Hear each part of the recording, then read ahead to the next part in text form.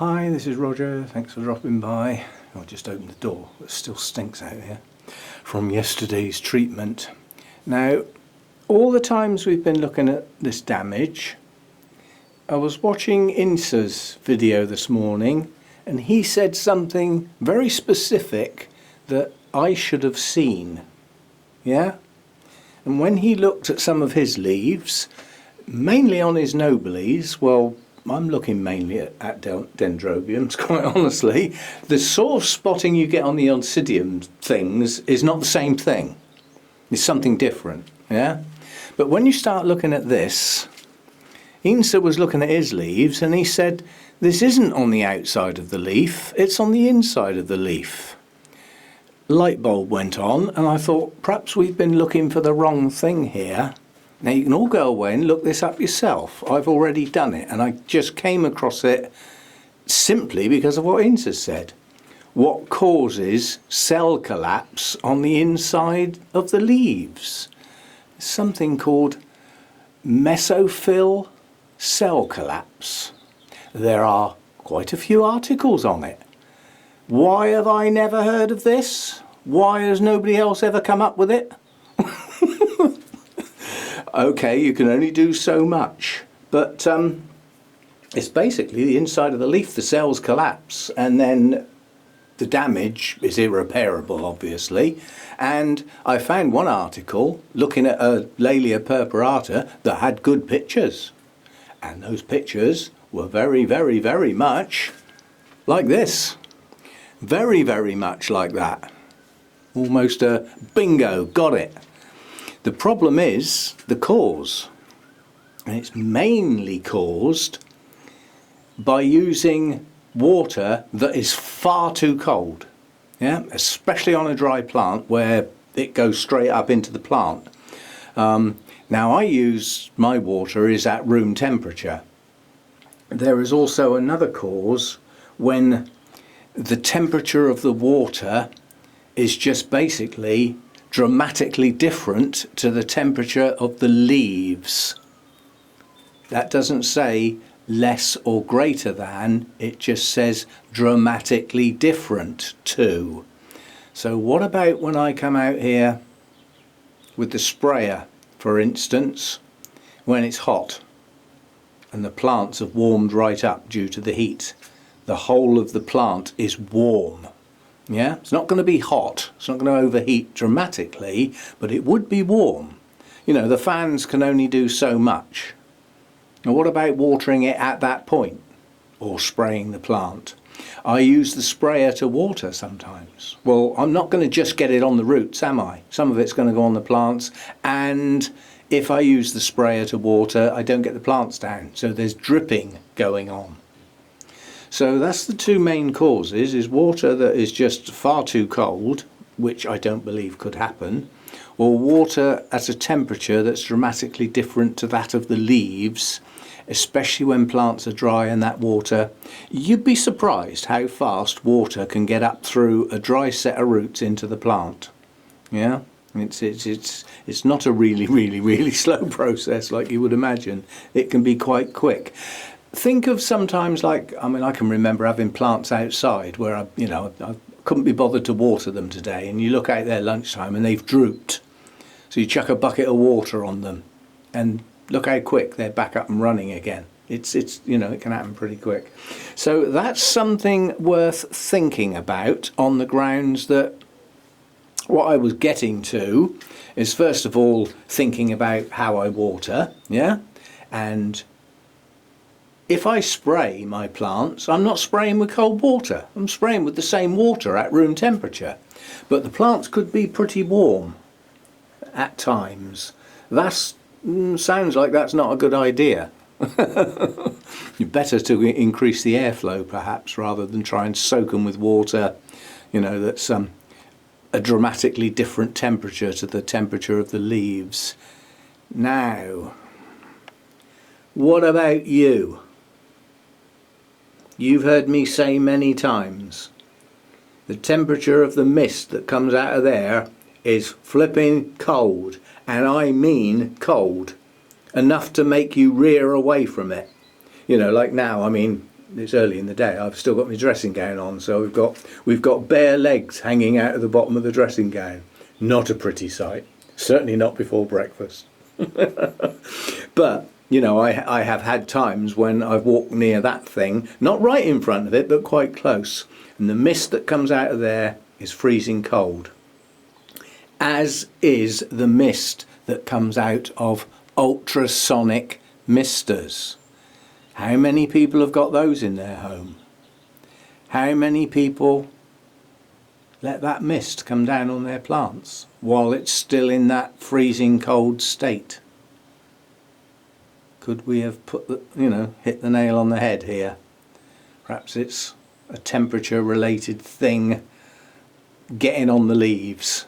Quite honestly, this Mesophyll cell collapse, its main cause is using water that's far too cold up into the plant, and it collapses the cells on the inside of the plant basically. But it's another thing to think about.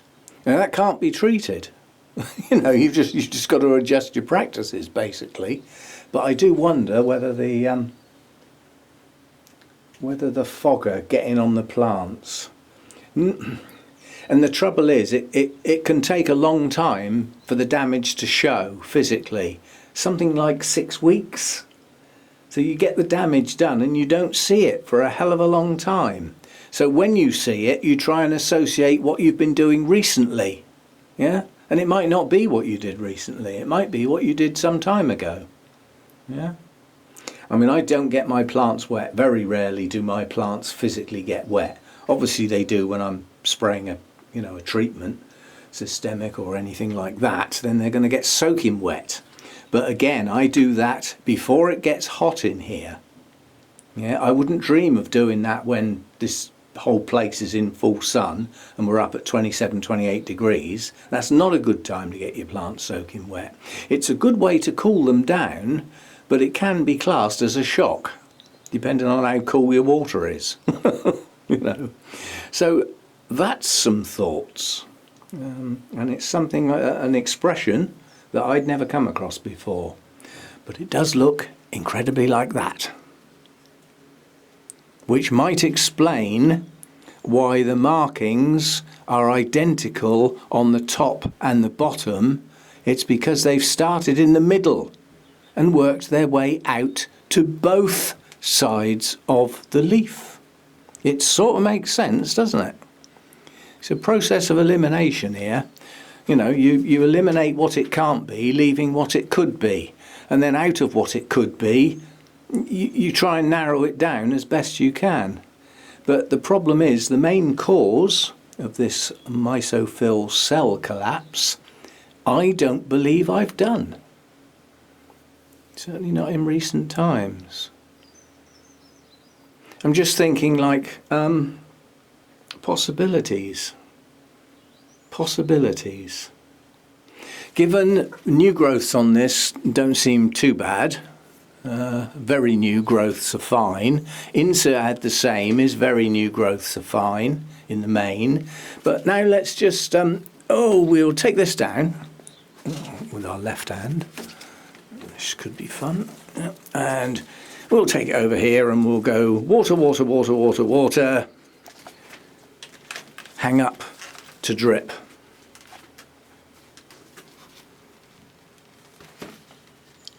That's where it normally goes, about there. Where is that in relation to Hurricane Hector? How long would Hurricane Hector have to be on that plant before it caused the damage? That mist that comes out of there is freezing. It really is cold. I'm going to get a thermometer. Well, I'm not quite sure what I could use. What could I use? Difficult.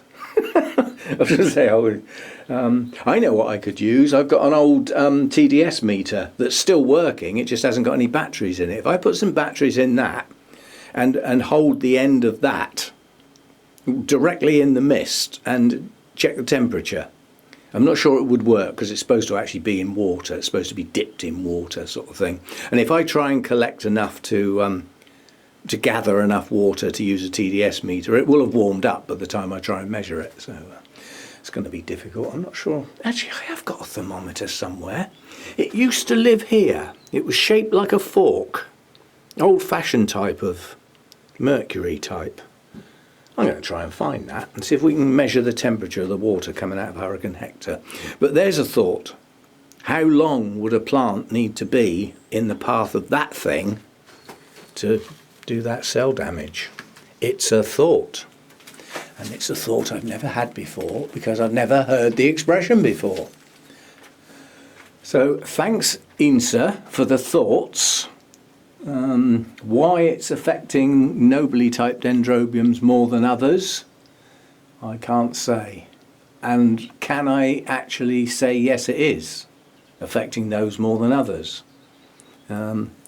Most of my nobly types I've had longer than others, but this one's new. This was a gift last year. This is new.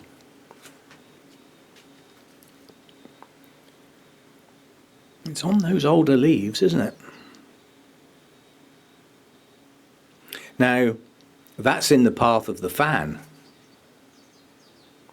Could it be possible that this highly hydrated plant, directly in the line of fire of the fan, is cooling the leaves to such an extent damage is occurring? I find that highly unlikely, one way or the other. Well, something's wrong in here, and I'm determined to tie it down. Why are all the plants not affected? Because they're not all near Hurricane Hector, or have never been near Hurricane Hector. And some, because we could go back, I haven't had Hurricane Hector for years and years and years. We used to have the 3 smaller units, and certainly 2 of them. One of them used to live here and used to put its mist out, dropping down here, which then gets picked up and moved by the big fans. We used to have, I think there used to be one up there, there used to be one over here. And those misters, I mean, I've still got them, it's just that that's replaced them basically. They used to put their mist up that then dropped down onto the plants. It didn't put the mist directly onto the plants, but it did fall onto the plants eventually.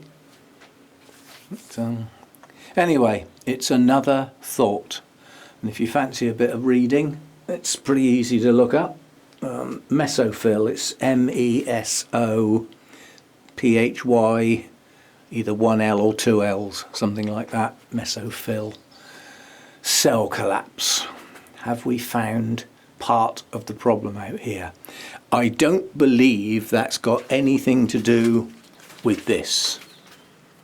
I'm quite happy that this is a fungus, which has now been treated. And it won't make any difference to the leaves already affected, but what it hopefully will do is stop the newer leaves on the new growths actually going like this. So that's a fungus. That's a separate issue. As I said, there could be more than one issue here. We also might have got in small doses or have had spider mites, because some of their damage looks incredibly similar, especially where the pitting is concerned. And well, you've got to think about the difference between this cell collapse is the cell collapses in the middle of the leaf and it goes both directions, so it'll head out to the top of the leaf and the bottom of the leaf and make identical patterns. And there will be collapse, so that's got pitting, but it's pitting on both sides that matches. That's quite unique. Spider mites can't do that. Spider mites can create pitting, but it's not necessarily going to be on both sides, and if it's on both sides, it's not going to match. That's the difference. Yeah, so we're getting there. Process of elimination. Anyway, I've actually got to do some normal watering today. My plants, my mounts, didn't actually get watered yesterday.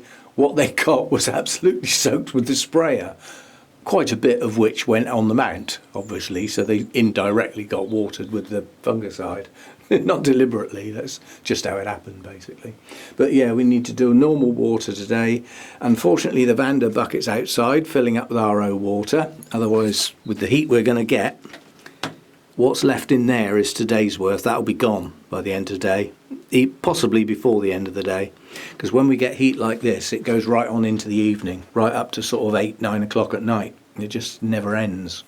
Because the sun hits this place from like late morning and stays on this place till it sets. That's an awful lot of sunshine hours hitting this place. So it stays warm. When I go to bed, the fans are still on because it hasn't even cooled down enough to let them shut down yet.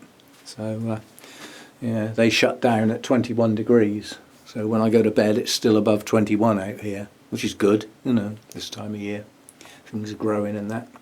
So, some extra news that may have some bearing. I'm still not sure. As I say, I don't ever use.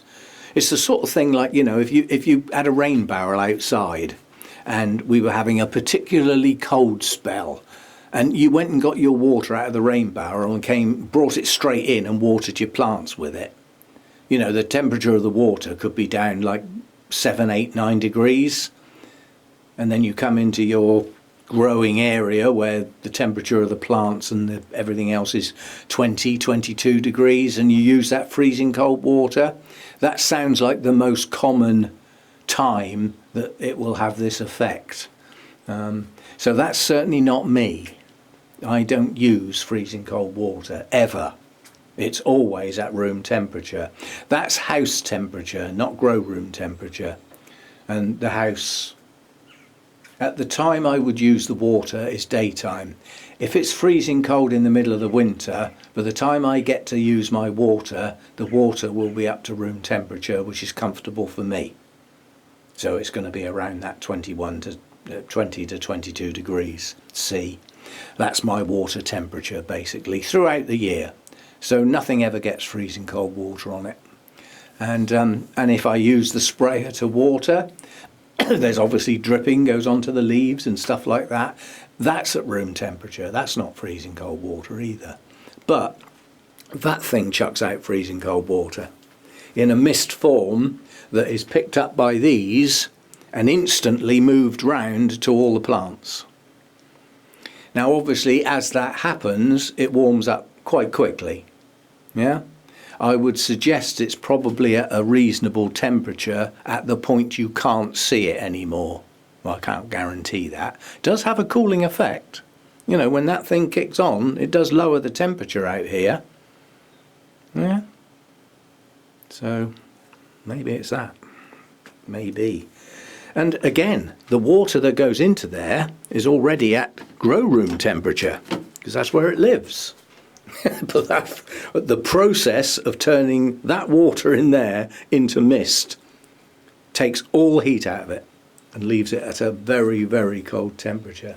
So I'm just going to have to make sure that that can't get directly onto plants, just in case. I'm still thinking, you know, I'm still going. I've only just found this out, and I'm now going to go and do a bit more reading. See where I get. But if this is the problem, you know, this cell collapse thing, two other things I've come up with is I've had pH issues, and there are two elements, nutrient elements, that are micro elements that are critical for photosynthesis taking place. Without that, your chlorophyll, you're not going to get your green. And one of those is manganese and one is iron. And both of those are low pH nutrients. They need a low pH to be absorbed well. And being a micronutrient, if that's not right, you're going to virtually exclude it because there's such a tiny amount anyway. The bit that's there needs to get in and be absorbed and in a usable form. So, yeah. But again, you know, you start looking at manganese deficiency and the causes, it's incredibly rare, you know. And the main reason is that you're just using alkaline water. and that's it. You've just shut it out, and you lock iron out as well. Both of those are okay. They're micro elements, but they're needed. They have to be there. They're functional within the plant, sort of making it work and all that. You can't really class them as food, but they make other stuff work, which enables the real food that makes stuff grow, you know, all that sort of stuff. So they are of vital importance, even though there's not much of them needed. So there's a possibility there. So today, I'm not going to instantly fix anything, but today, because I tend to err on the higher side of pH for my mounts, on the grounds there's quite a bit of moss involved, you know, which has an acidic tendency. So I tend to put my pH up around the 6.7 for my mounts. Well, today it's going in low. Yeah? Because the effect that the moss is supposed to have by lowering my pH might not actually be happening, especially this time of year when the mounts are drying so fast. If they're drying that fast, has the moss had a chance to lower the pH? And if the answer's no, then those fewer elements that like a very low pH are not getting it. Therefore they're being excluded. So today, for once, we go in with a low pH. And because my Panda water in the bucket hadn't been in there long, because I'm using water at a faster rate lately, it's got feed in it, but it hasn't been around that long. I'm not prepared to waste it. So I've actually poured half of it in there and half of it in the, in the one that I use in there. And although it's had Vandas and things dunked in it, it's still perfectly usable feed. Unfortunately, it's just a bit strong for other stuff.